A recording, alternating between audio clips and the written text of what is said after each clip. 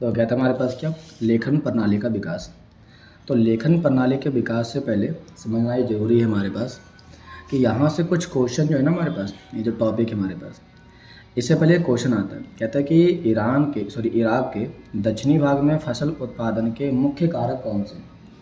तथा ये हम यहाँ पे कह सकते हैं कि इराक में ऐसे कौन कौन से मेन पॉइंट हैं जिसके कारण यहाँ पर अच्छी फसलों का उत्पादन हो पाता है। तो पहला पॉइंट इसमें कहता है क्या, इसमें कहता है कि यहाँ पर अच्छी फसल के उत्पादन होने के पीछे एक रीज़न है। रीज़न ये है कि यहाँ पे एक लार्ज अमाउंट में फाइन सैंड पाए जाते हैं, अर्थात यहाँ बड़ी मात्रा में महीन कणों वाली रेत पाई जाती है। जो रेत होती है वो नदियों से लाई जाती है, और नदियों से रेत के लाए जाने के कारण यहाँ पर जो लैंड होती है काफ़ी ज़्यादा फर्टाइल होती है। तो लैंड के ज़्यादा फर्टाइल होने के कारण यहाँ पर होने वाली खेती काफ़ी ज़्यादा अच्छी होती है। तो यहाँ पे कहता है क्या, कहता है कि उत्तरी भाग में निकलने वाली नदी दजला और फरात, टिहरी और इम्फरात रिवर जो निकलती है ऊपर से, ये महीन रेत को लेकर के आती है। क्योंकि जब भी नदियाँ आती है फ्लो होकर के आएगी तो उसके साथ पतली पतली अर्थात फाइन सैंड पार्टिकल साथ में लेकर के आएगी। जब ये लेकर के आती है तो जिससे उपजाऊ मैदान तैयार होता है। कहता है जब ये लेकर के आती है तो लेके आने से फर्टाइल ग्राउंड प्रिपेयर होता है।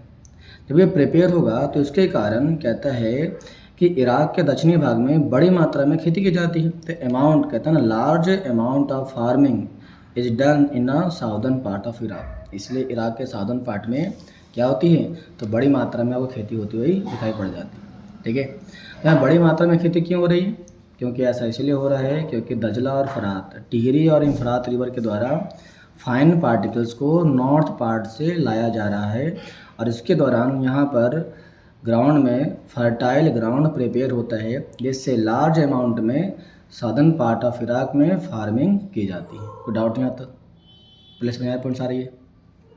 तो ये क्वेश्चन डायरेक्टली तुम्हारे यहाँ से बन जाता है। इसके बाद हमारे पास अगला जो टॉपिक हमारे पास आता है वो टॉपिक यहाँ से आता है। इसमें कहता है हमारे पास कि फरात नदी रेगिस्तान में आने के बाद कई भागों में बढ़ जाती है। जो फरात रिवर है जब वो रेगिस्तान में आती है तो वो कई पार्ट में डिवाइड हो जाती है। ठीक ना, तो हम बात करेंगे ऐसे कौन कौन से पार्ट में वो डिवाइड होती है, हम वो देखने वाले इसके अंदर। तो इसमें कहता है हमारे पास क्या, यदि हम इसके बारे में क्लास बात करते हैं तो कहता है कि Euphrates river after coming in the desert get divide into many part. जब इम्फरात रिवर जो है कहाँ आती है, डेजर्ट पार्ट में आती है, तो ये कई पार्ट में डिवाइड हो जाती है। क्लियर, जब ये कई पार्ट में डिवाइड हो जाएगी due to which many times there are flood, इसके कारण यहाँ पर कई बार बाढ़ आ जाएगी। और जब बाढ़ आएगी तो यहाँ पर क्या होगा, ऑटोमेटिक इरिगेशन हो जाएगा, सिंचाई हो जाएगी हमारे पास। तो ये कहता है कि फरात रिवर जब रेगिस्तान में आती है तो आने के बाद कई भागों में बढ़ जाती है, जिसके कारण इसमें बाढ़ आ जाती है। और इस नदी का उपयोग किसके लिए होता है, इरिगेशन के लिए होता है। तो यहाँ से क्वेश्चन तुम्हारा आया हुआ है कि ऐसी कौन सी नदी जिसका इस्तेमाल इरिगेशन के लिए होता है। उस नदी का नाम क्या है हमारे पास है, उस नदी का नाम है फरात या फिर इम्फरात रिवर बोलते हैं, जिसका इस्तेमाल किसके लिए होता है, इरिगेशन के लिए किया जाता है। ठीक है, यहाँ तक कोई डाउट, चलते हैं आगे। तो आए देखो कहता है हमारे पास क्या, कहता है कि जो फरात नदी है, कहता है फरात नदी से विभिन्न प्रकार के फसलों की सिंचाई की जाती है। तो हमारे पास जो इरिगेशन होता है इम्फरात रिवर से वो डिफरेंट टाइप के क्रॉप में की जाती है। ऐसे कौन कौन सी क्रॉप में इसका इस्तेमाल किया जाता है, तो वो होता है हमारे पास वीट, बरेली, पीज एंड लिंस में, और इस चीज़ों में इरिगेशन किए जाते हैं। इसे कहते हैं गेहूँ, जौ, मटर और मसूर के खेतों में सिंचाई की जाती है। मतलब ये हुआ कि जो इम्फरात रिवर है इसका इरिगेशन कौन कौन से क्रॉप में किया जाएगा, तो वो क्या जाएगा, गेहूं में, जौ में, मटर में और मसूर में किया जाएगा। किस नदी से, फरात रिवर से। किस नदी से, फरात रिवर से किया जाएगा। इसमें हमारे पास आगे कहता है क्या, कहता है इराक के दक्षिणी भाग में फरात नदी के माध्यम से होने वाली सिंचाई के कारण खेती की उपज अधिक बढ़ जाती है।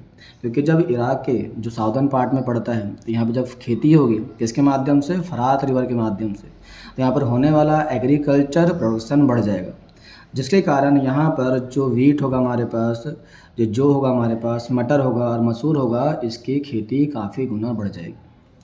इसमें कहता है हमारे पास आगे, इसी में कहता है कि इराक में इसमें इराक में ज़्यादातर प्राथमिक कार्य पूर्वोत्तर के पहाड़ी क्षेत्रों में किए जाते हैं। Most of the primary work in Iraq was done in the mountainous area of the north east. तो इराक का जो माउंटेन पार्ट है, पहाड़ी क्षेत्र, पूर्वोत्तरी क्षेत्र में पहाड़ी इलाका है, वहाँ पर किए जाते हैं। कौन सा काम? प्राइमरी अर्थात प्राथमिक कार्य किए जाते हैं। तो प्राथमिक कार्य में कौन कौन से काम करेंगे? तो कहता है मांस, दूध और ऊन को प्राप्त करते हैं। तो नॉर्दर्न पार्ट में इनके द्वारा जो काम किया गया, वो मेन काम जो किया गया वो किया गया गेट करना, मीट को, मिल्क को, इसको यहाँ पर गेट करने के बारे में सोचा गया। कहता है इसके साथ साथ मछली और गर्मी में खजूर जैसे फलों के माध्यम से भी अपनी आजीविका को चलाया करते थे। मतलब ये हुआ कि यहाँ पे लार्ज क्वांटिटी में इसका इस्तेमाल किया गया और इसके साथ साथ अपने लाइवलीहुड को डेवलपमेंट करने के लिए, जीवन जीने के लिए उन्होंने फिश को और फ्रूट्स को लाइक द समर सीजन में इसका इस्तेमाल करना चालू कर दिया। कोई डाउट यहाँ था? मतलब ये हुआ कि जो लोग फरात रिवर के आसपास रहा करते थे वो अपने जीवन को सर्वाइव करने के लिए कई तरीक़ों का इस्तेमाल किया करते थे। ठीक है यहाँ तक? कोई डाउट? तो हमने यहाँ पर दो चीज़ें पढ़ी। पहले हमने ये पढ़ा कि यहाँ पर खेती किस तरीके से हो रही है और किन तरीक़ों से होनी चाहिए, इसके बारे में इसमें बता दिया गया। ठीक है यहाँ तक? और इरिगेशन करने के लिए हम किसका इस्तेमाल करते हैं? फरात रिवर का इस्तेमाल करते हैं। खेती किस में की जाती है? तो कहता है गेहूँ, जौ, मटर, मसूर में की जाती है। ठीक है यहाँ तक? तो हमने इस टॉपिक के बारे में पूरा पढ़ लिया। कोई डाउट यहाँ तक? नेक्स्ट टॉपिक पढ़ेंगे हमारे पास इम्पोर्टेंट ऑफ अर्बनाइजेशन के बारे में।